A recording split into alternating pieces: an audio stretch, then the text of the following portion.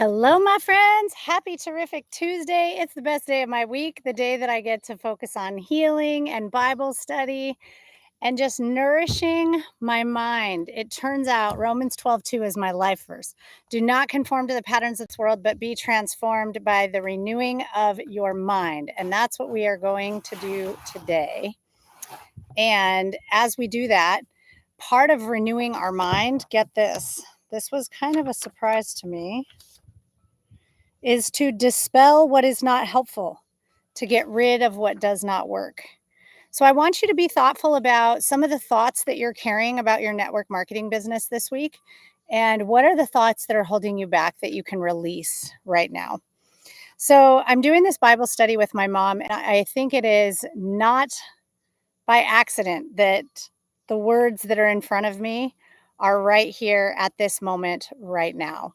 And I just think that it is so beautiful. So, for those of you who are like me and do not have all of the books of the Bible memorized, in John chapter 7, he's at the Festival of the Tabernacles. And in these particular scriptures, they're on day 7 of the celebration. And in a nutshell, Jesus says that he basically states an invitation. And I want you to think about this. LifeVantage, when we share this, when we share the concept of activation, we're basically offering an invitation that says, hey, I bet you've never heard of activation before. I bet you've never heard of NRF2. I had a cellular disease. You would think I would have heard of this. Hadn't.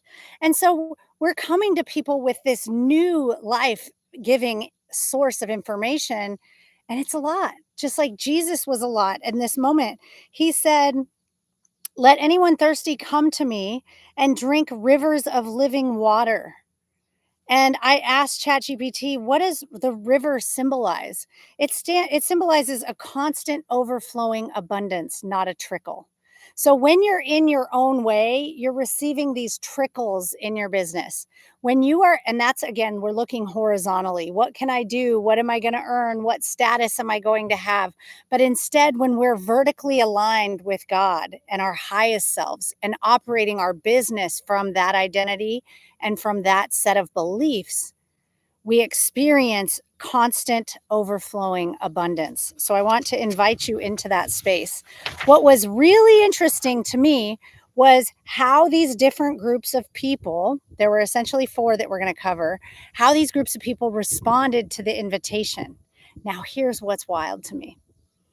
As I read this, I thought, these are the same things I experience in my network marketing business.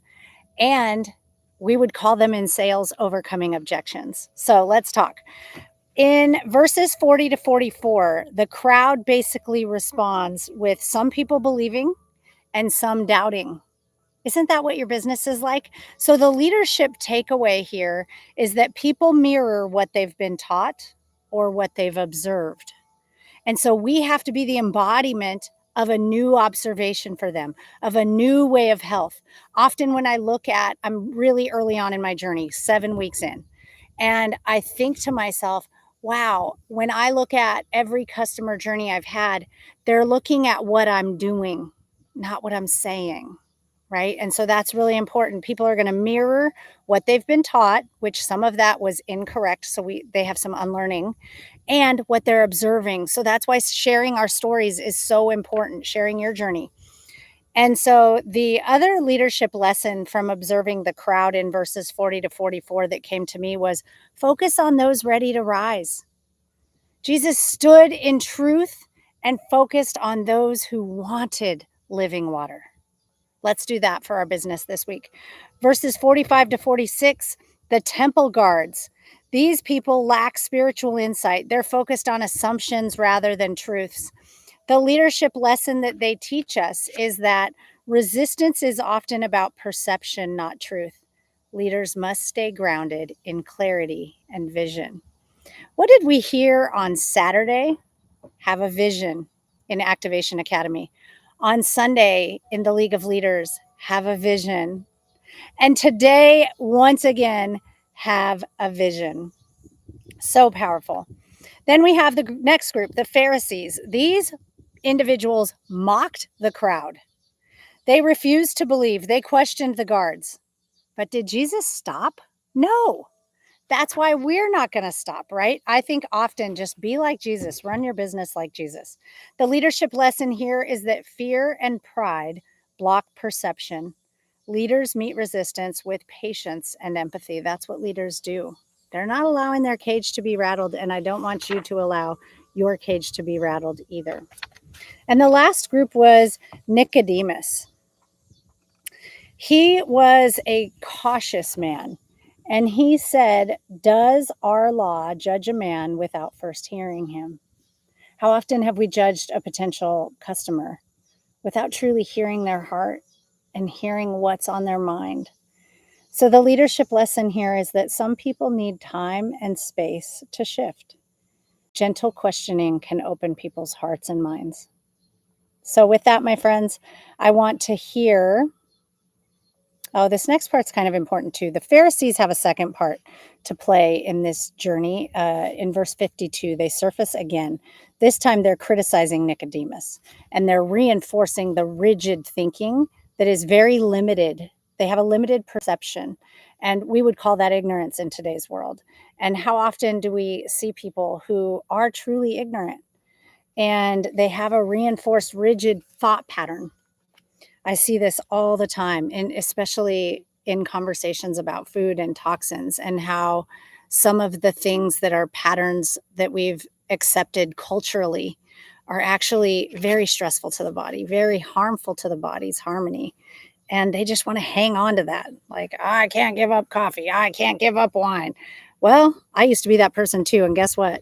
When you're fighting for your life, you're willing to give some things up. And then you see the stronghold that had on you, and you feel free letting go of the grip of those things.